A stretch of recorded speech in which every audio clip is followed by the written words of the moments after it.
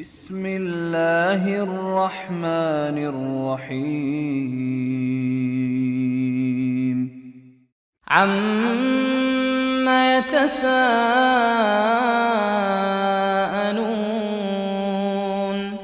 عَنِ النَّبَإِ الْعَظِيمِ الَّذِي هُمْ فِيهِ مُخْتَلِفُونَ كَلَّا سَيَعْلَمُونَ ثُمَّ كَلَّا سَيَعْلَمُونَ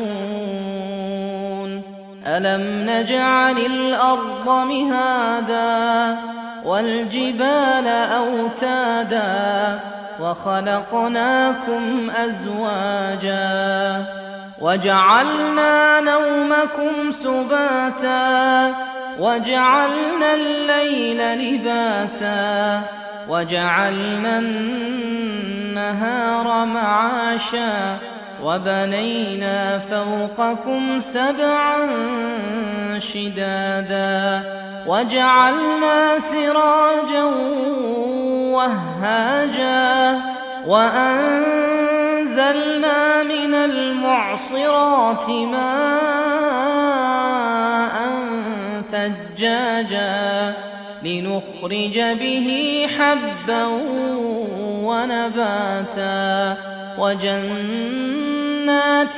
أَلْفَافًا إِنَّ يَوْمَ الْفَصْلِ كَانَ مِيقَاتًا يَوْمَ يُنفَخُ فِي الصُّورِ فَتَأْتُونَ أَفْوَاجًا وَفُتِحَتِ السَّمَاءُ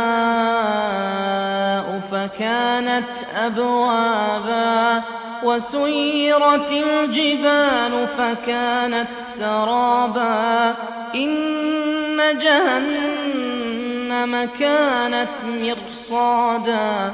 لِلطَّاغِينَ مَآبًا لَابِثِينَ فِيهَا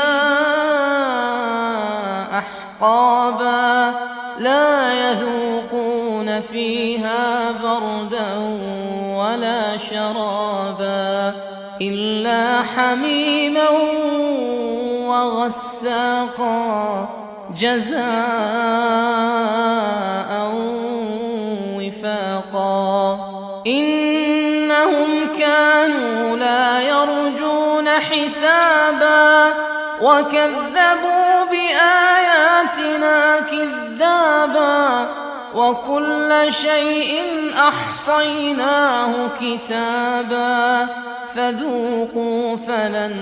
نَّزِيدَكُمْ إِلَّا عَذَابًا